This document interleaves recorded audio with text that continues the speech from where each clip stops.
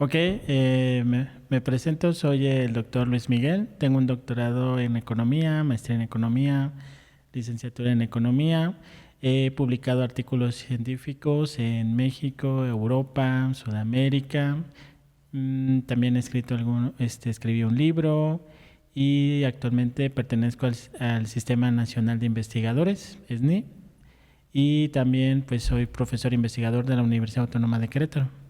Doctor, ¿cómo observa usted de entrada estas nuevas condiciones que está imponiendo esta nueva era Trump? Muy bien. Yo creo que podríamos, no sé si me lo permites, definir qué es un arancel. Para la gente que no lo comprende, es un impuesto que yo voy a tener que pagar por venderle a Estados Unidos. Ellos me van a cobrar a mí un arancel, que es un impuesto, por venderles. Ahora, ¿cómo impacta eso en la cuestión de México en específico? Pues yo que soy productor. Pero quizá retrocedamos un poquitito Ok, atrás para que también demos contexto. ok. Esta nueva forma de gobernar de Trump Ujú. a través de aranceles, de entrada, ¿qué le merece? A él que A le... usted, ¿cómo lo observa? Ok, buena pregunta. Yo lo que veo es una reestructuración, lo que va a causar una reestructuración de todo el comercio mundial, porque Estados Unidos era el abanderado del libre comercio y ahora resulta que no es el libre comercio y él lo utiliza como una política para sacar ventajas, cosas que él busca para supuestamente mejorar las condiciones del estadounidense promedio. ¿A dónde va? Yo creo, esa ya sería una opinión muy personal, él no va a parar hasta conseguir objetivos como cuáles, como generar mucho trabajo en Estados Unidos, que él pueda entregarles resultados a su pueblo. Entonces, mi forma de negociar es amenazándote y atacándote para que tú digamos, bueno, el país o los países se subyuguen y él pueda conseguir esos beneficios que él busca. ¿Está gobernando quizá bajo la estrategia de la amenaza? Lo usa como forma de negociación. Ok. En el orden mundial, ¿cómo impacta esto? Cambia todo el orden mundial, porque después de la Segunda Guerra Mundial se firmaron acuerdos como el Tratado Bretton Woods, en donde Estados Unidos puso las reglas del juego. Dijo, de hoy en adelante el comercio internacional va a ser libre de aranceles, libre comercio, la moneda de uso para comercio internacional va a ser moneda, el dólar, ¿vale? Y yo voy a proteger el libre comercio, yo soy el líder del mundo mundial, del mundo libre. Y ahora resulta que Estados Unidos, bueno, Trump principalmente, está gobernando para sacar beneficios para su pueblo. ¿Cómo? Limitando el comercio, atacando a sus socios por medio de aranceles, negociando. Por ejemplo, ¿qué es lo que busca de Europa? Pues de Europa principalmente busca que los europeos paguen el armamento que le corresponde. Recordemos que, digamos, cada país miembro de la OTAN tiene que destinar un porcentaje de su PIB a la industria armamentista. Ningún país lo cumplía, eso es la verdad. Estados Unidos se hacía de la vista gorda, pero porque también le convenía, porque decía, bueno, ustedes no cumplen, pero entonces yo sí pongo el dinero, pero yo pongo las reglas, todo lo que yo diga se va a hacer. Ahora, no, tienes que pagar lo que te corresponde, pero además yo voy a seguir dictando las reglas.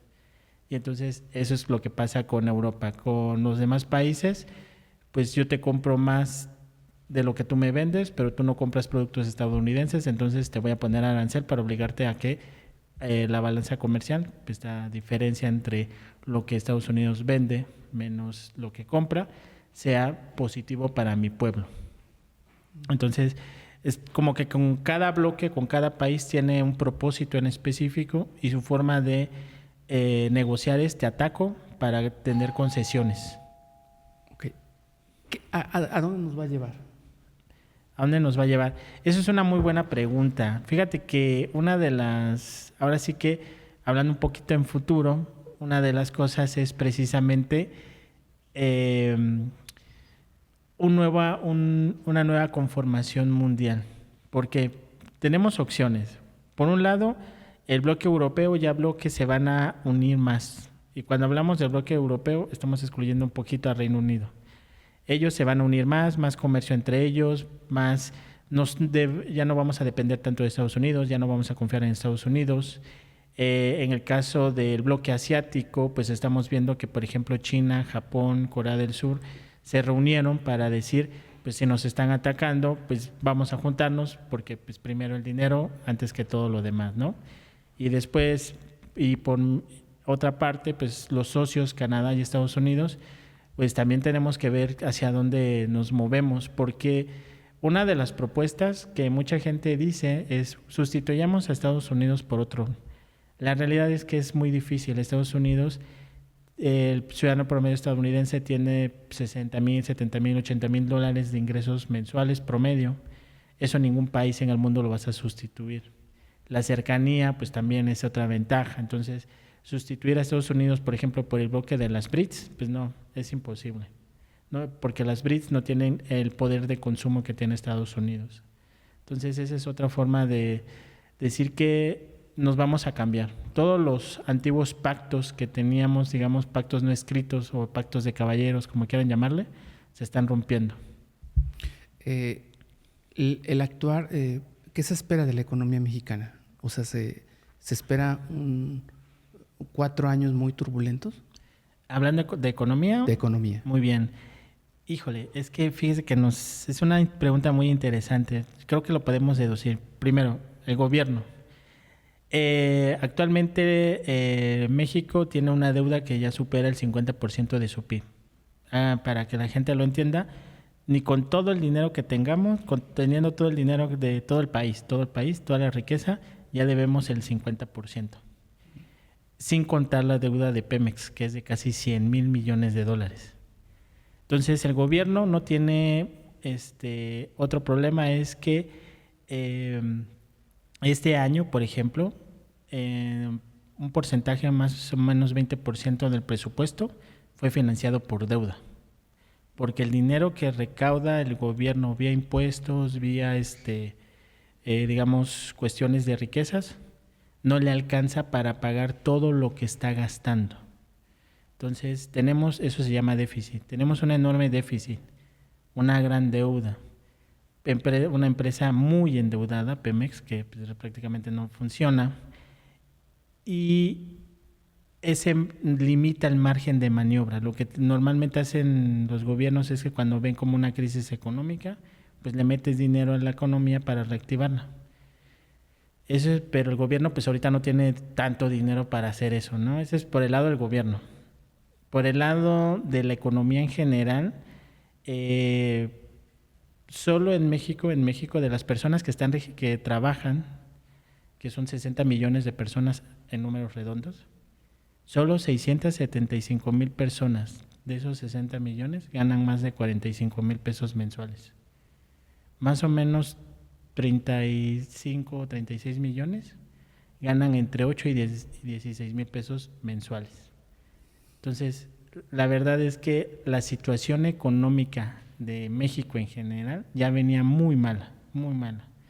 Esto le sumamos la incertidumbre, la reubicación, la falta de comercio, pues nos va a hundir. Entre los colegas ya sabemos que viene una recesión económica.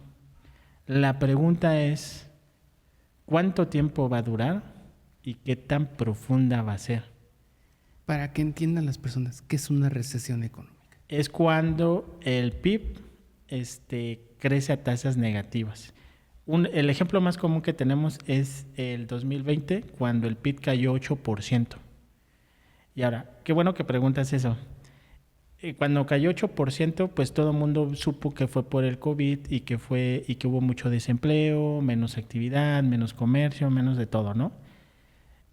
Y, por ejemplo, dicen, durante el sexenio de Obrador, pues no se creció mucho por el COVID. Pero el año 2019, primer año de gobierno de Obrador, la economía creció menos 0.01. O sea, no crecimos nada. Uh-huh. Y en el sexenio de Obrador, pues el resto fue para recuperar el tamaño de la economía que teníamos en 2018. Entonces prácticamente llevamos 7 años sin crecer nada y se nos acerca una recesión, es decir, va a crecer. ¿Es inminente que haya una recesión? Sí, es inminente. Sí, porque en 2019, o sea, la economía ya venía con una inercia negativa. Uh-huh. El COVID lo único que hizo fue tirarnos. Entonces, como nos tiró mucho, pues tardamos en recuperarnos, en levantarnos. Cuando ya nos levantamos, pues recuperamos la inercia que ya traíamos, que era crecer cada vez menos. Y ahorita con el económico adverso que tenemos, pues viene una recesión que es inminente. Okay. Y el problema es que el gobierno, pues como te lo explicaba, no está en una situación financiera tan buena como para ayudar a la economía. ¿Qué se tiene que hacer? A ver, ¿qué se tiene que hacer uno como ciudadano común? Sí. Muy buena pregunta. Bueno, yo hago una actividad con mis alumnos en donde les pregunto, platiquen con sus padres y pregúntense cuánto dinero tienen ahorrado para que puedan mantener su estilo de vida si perdieran su trabajo. Toquemos madera, que eso no pase para nadie. Y me dicen 1 mes, 2 meses, y eso es peligroso. Normalmente es ahorrar dinero para que en caso de que tu empresa te despida, ¿cuánto tiempo tardas en recuperar otro trabajo? Entonces, para que no te veas tan afectado y tengas el tiempo suficiente de buscar algo distinto y recuperarte, normalmente son 7, 8 meses de sueldo ahorrado para poderte mantener en el tiempo en el que puedas, si te despiden. Y con ese dinero que tienes ahorrado, pues compra CETES, ahorita de hecho normalmente en época de crisis, lo que se recomienda es que compres activos seguros, oro, plata, CETES. Eso es como para si tienes ahorros, ¿no? Y si no tienes ahorros, pues sí hay que ahorrar. Sí, desafortunadamente, ¿no? O sea, pero no queremos ser aves de mal agüero, pero eso se avecina. Uh-huh. Sí. Es que lo dice usted muy serio, o sea. Sí. Sí es un motivo de preocuparse. Sí, bastante. Sí. Yo digo que la crisis va a ser el próximo año. Tengo colegas que dicen que va a ser a finales de este año. ¿Qué significa una crisis? O sea, que aumente el dólar y que la inflación se vaya hacia... Buena pregunta. Que nos cuesten más dinero las cosas. Ok, muy buena pregunta. Fíjate, ese es normalmente siempre que digo la palabra crisis, la pregunta es ¿cómo le va a afectar, por ejemplo, a alguien que trabaja en una cadena de pizzas, a un repartidor? Le digo, bueno, cuando venga la crisis económica, normalmente los primeros que lo van a resentir van a ser los empresarios. Van a tener menos dinero para invertir, o los que tengan empresas, a lo mejor disminuyen el pedido de sus piezas, disminuye el pedido de su producto. Entonces, cuando los empresarios empiecen a resentir que la gente les consume menos, lo primero que van a hacer es reducir costos y eso genera desempleo. Uh-huh. Entonces, ese desempleo causa que haya menos dinero en circulación. Y entonces, con el tiempo, pues eso ¿qué pasa? La gente consume menos, compra menos, se vende menos. Y entonces ahí es cuando empieza como una cadenita, ¿no? Como por fases. Primero estos, después estos, después estos. ¿Y cómo lo vamos a resentir? Principalmente en que va a haber menos comercio, menos dinero en circulación. Ahora, parece sorprendente, pero cuando hay crisis económicas, la inflación tiende a disminuir. Uh-huh. Eso quiere decir que los precios no van a aumentar tanto como otras épocas, pero va a haber menos dinero en circulación, menos trabajo, menos oportunidades laborales, menos seguridad. Pues normalmente cuando hay más pobreza se genera más inseguridad. Ok, ¿y qué es el panorama? O sea, la política de Estados Unidos no va a cambiar, va a seguir siendo así y nos va a seguir afectando. Es muy interesante lo que preguntas, te explico. Nosotros como personas externas a Estados Unidos, pues decimos, no, pues Trump está destrozando el mundo porque es lo que está haciendo. Pero internamente el estadounidense, ¿qué es lo que él ve como ciudadano estadounidense? Pues ve a un presidente que está forzando que las empresas regresen a su país buscando eso. Está luchando porque le podamos vender más al mundo.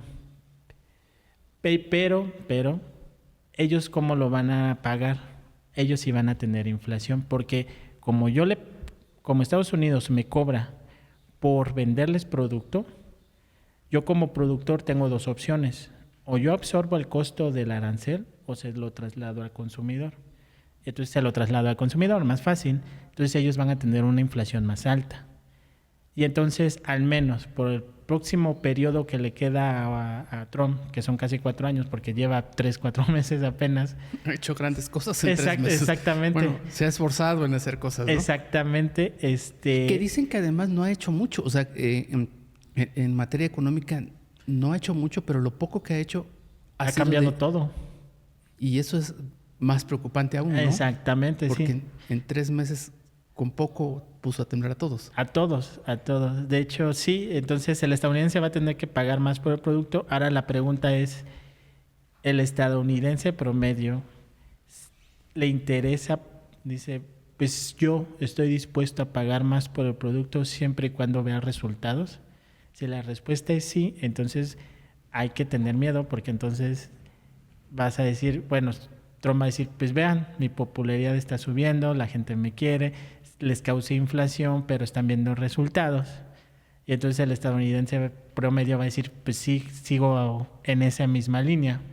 Pero si vemos que los estadounidenses se oponen a Trump, como por ejemplo las marchas. Ayer, ¿no? Exactamente.